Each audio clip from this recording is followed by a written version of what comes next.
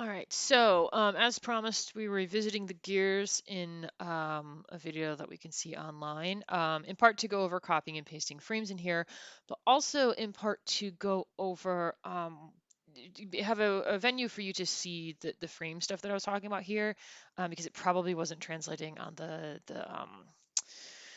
video that was live from class. So hopefully, YouTube and my screen capture will do a little bit a better job. But I have these two set up here, and this is where things started in class, where, by default, for this one, it would just be,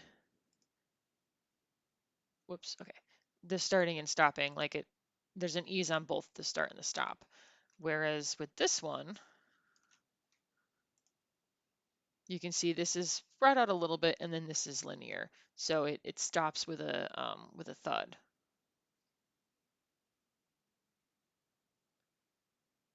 So it's a little bit of a different feel. And if we were to watch them side by side, you might be able to see a little bit of a difference,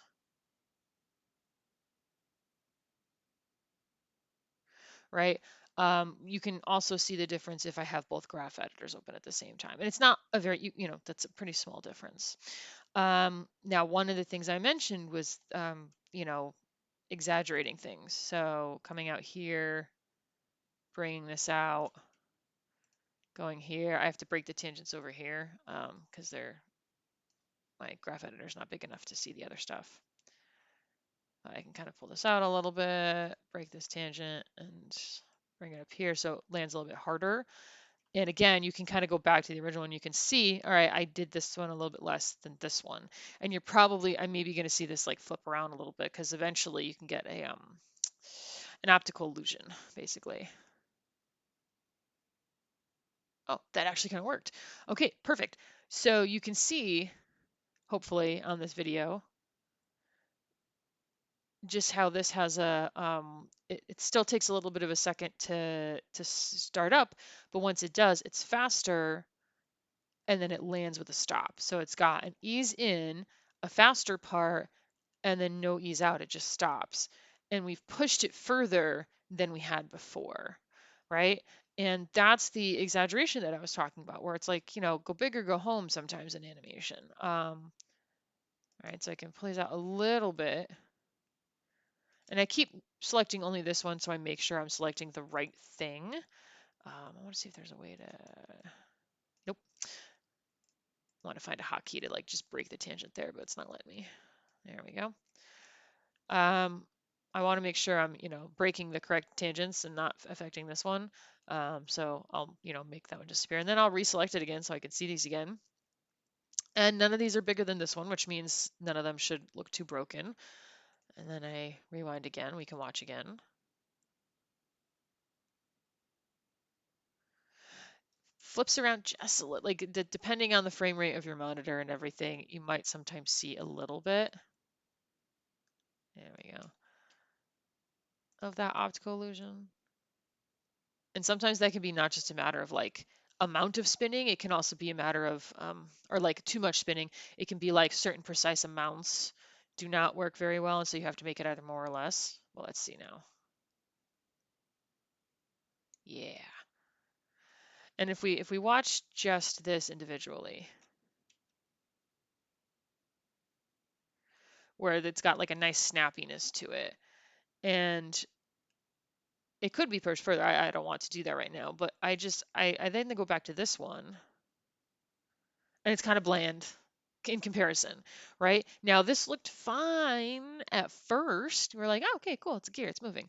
Um, but it's sometimes not until you really push things that you realize how much more pep and how much more snap and how much more dynamic you can make things. And that's just with something as simple as this.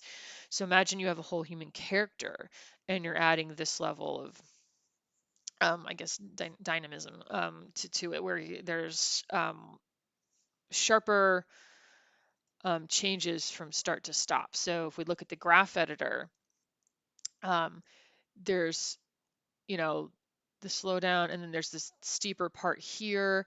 And if we look at this one first, it's kind of like, and it's steady, and then it's whereas if we look at this one, it's like you can feel the in here. And so to like don't this doesn't need to keep running if I'm not watching. And so to compare these two, um, to look at them, you can see certain steeper things. This one like looks a little bit curvy, but really it never gets as steep as this one, which means it never goes as fast. It also never gets as shallow as it. So this flat part here, where it takes a little bit to get going, it lasts longer than this one and this one. So by having an ease in and ease out on both ends of this, you don't really see that much of either. Whereas if we put all of the slow down here, it lasts longer, it feels like it's more, and then it contrasts with this here where it lands hard. So you've got, so by splitting the difference on this other one, right, the blob one that was on the left, you don't see much of any dynamics. Whereas this one, you've got the contrast between the slow and the fast, and the slow has a little bit more time to work. All right, so let's say we've got, well, let's focus in on that. Actually, let's bring this. Um, so we've got that going, but like, do you really want to have to like redo everything? No, of course not. So how do we um, maybe copy and paste keys? And in some ways, this is as simple as copying and pasting would ever be. So I can copy this whole thing, actually. I do have to pay attention. I have a hold already built in here. If you don't, you have to put one in because the first frame I'm selecting is the start of the motion, right? So you do have to pay, you can't just like take the start of the motion and attach it to the end of another motion. You won't have a hold. But I can copy this whole thing and just, it's Control C or edit copy. And then the other thing I have to pay attention to is just putting my time marker in the right spot. So I have to make sure I am, and I can always adjust this, but what was it, 105, 95, so 115. There it is. Got to be at 115. So I copied all the things and then I hit Control V to paste. Fear not, we can change these things. And then I grab this and it's just one axis. So I can hold Shift, and as long as I'm holding Shift beforehand, I can't move laterally through time. I can only move this down. I will have to fix this, obviously. Oh, I lied. I totally lied. I want to be here because this is the start of the new thing. So we're going to paste again. And oh my goodness, that's okay. Hold down Shift, move down.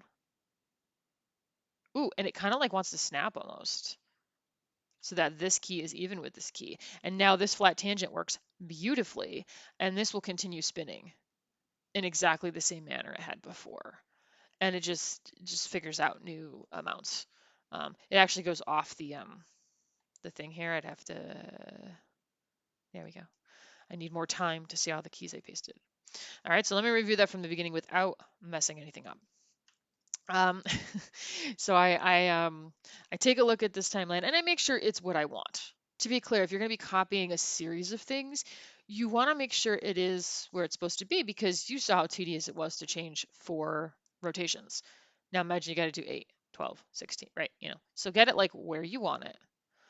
I'm copying and pasting this whole thing with the realization that this start of a motion attaches to the end of a break, and it's going to replace this key with this key. So I copied, Control C, Control V to paste. I drag select all the new keys, press Shift, and then move this down until this kind of snaps into place so that this and this are even. And because this one has flat tangents, this one will also have flat tangents, which means this will be steady.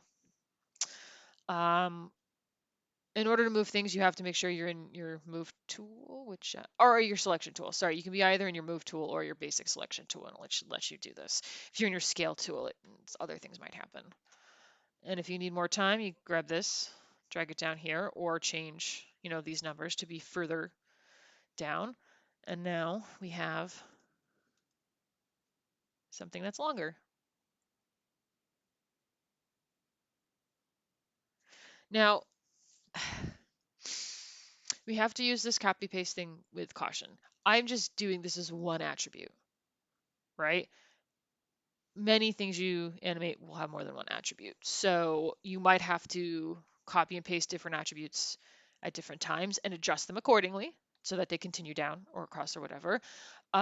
If you have something more complex like a human figure, there may be certain things that have to change. If you have a walk cycle, maybe most of it stays the same except the location of the hips has to continue. So there are, although copying and pasting walk cycle, there's limitations to that as well. So as we get to more complex things, you'll have to make certain decisions on going to copy and paste this and simply move it versus maybe some other attributes that you can't necessarily do that with.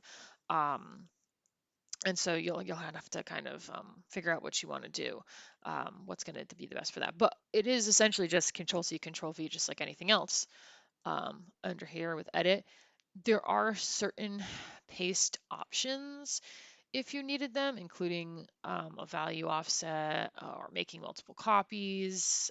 There are certain other things that you can do, including like overwriting it so that it, merges in there versus inserting it into the middle of something. Like if we're copying and pasting to the end of things, which usually makes it a little bit easier. So there are certain options available that we might get into later. But all told, just Control C, Control V, and then adjust.